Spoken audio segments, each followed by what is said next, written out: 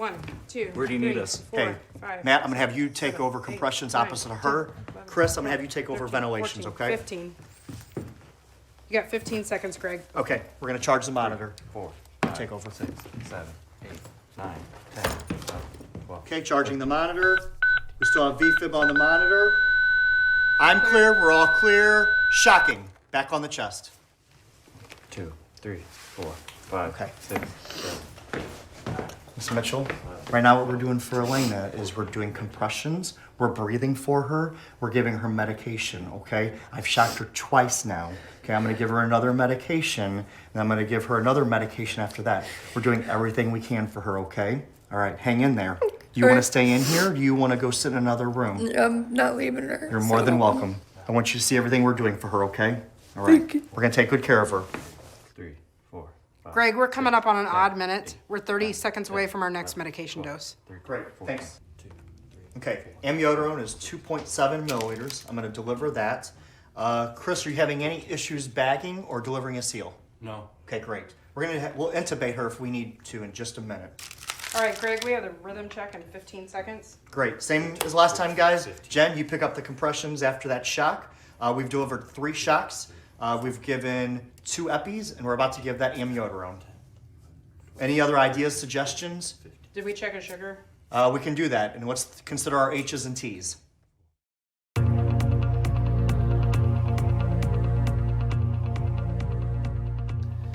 The Medic runs a pretty smooth code, but choreography like this doesn't exist in a vacuum. It takes coordination, practice, and great open communication. Techniques like CPR HD and pit crew CPR are examples of choreographed resuscitation techniques. But ultimately, what you choose will depend on your agency's resources and crew configuration. In this case, it looks like the Medics agency relies on a 2-man ambulance crew augmented by fire department first responders and law enforcement if necessary. The Medics beat the fire department first responders to the scene this time, and they plugged additional resources into open roles in the resuscitation ballet as they arrived. This is really no different than an adult resuscitation in this respect, except that the body everyone is kneeling around is much smaller. A smoothly run code may look different at different agencies, but the core principles are effective communication and everyone understanding their role, and above all else, nothing interferes with high-quality chest compressions. Everything revolves around that. Now that all the roles in the resuscitation team are filled, it frees the lead medic to attend to the other patient on this scene, the mother. Her emotional and psychological needs are very real. And let's face it, cardiac arrest resuscitation, no matter how old the patient or where it is performed, usually fails.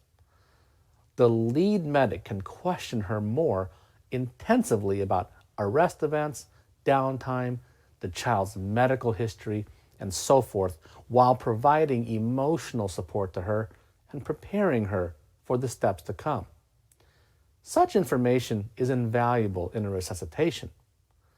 For example, we've all been taught that pediatric cardiac arrest is usually a culmination in deterioration of respiratory function. Therefore, we always place a greater emphasis on effective oxygenation and ventilation in pediatric resuscitation. However, sudden cardiac death due to ventricular arrhythmia is not an unusual event in children, especially in those with special healthcare needs that were born with congenital cardiac defects.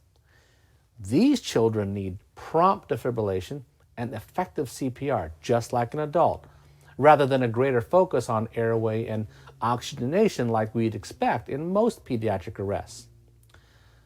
While having the mother stay in the room during the resuscitation may be met with some resistance from many healthcare providers, it really shouldn't be a major issue for us in EMS.